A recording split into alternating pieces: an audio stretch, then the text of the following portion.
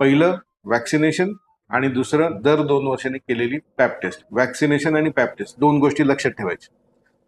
आता पहिल्यांदा आपण वॅक्सिनेशन बद्दल बोलू. वॅक्सिनेशन 10 ते 15 वर्षाच्या मुलींनी 2 डोस घ्यायचे. एक आज घ्यायचा आणि एक 6 महिन्यांनी घ्यायचा. आयुष्यभराकरता 2 डोस पुरे होतात.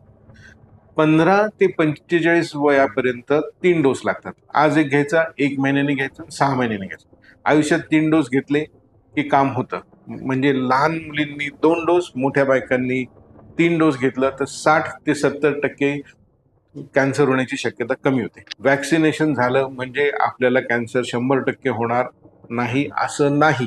पॅप स्मिअर करणं गरजेचंच आहे. मग आता पॅप स्मिअर म्हणजे काय, कसं केलं जातो, तर साधी इंटरनल एक्झामिनेशन. योनी मार्गामध्ये जाऊन गर्भपिशवीचं तोंड दिसतं, ज्याला आपण सर्विक्स म्हणतो. समजा असं ते सर्विक्स आहे, आतमध्ये हे सर्विक्स दिसतं आणि ह्या सर्विक्सवर ज्या पेशी आहेत त्या एका ब्रशनी काढल्या जातात आणि एका स्लाइडवर टाकून मायक्रोस्कोप खाली बघितलं जातं की बुवा हे कॅन्सरस किंवा प्री कॅन्सरस सेल्स आहेत का नॉर्मल आहेत. नॉर्मल असले तर 2 वर्षांनी करायचं. ॲबनॉर्मल असेल तर कॉल्पोस्कोपी किंवा पुढच्या टेस्ट होईल, त्याबद्दल बोलूच आपण.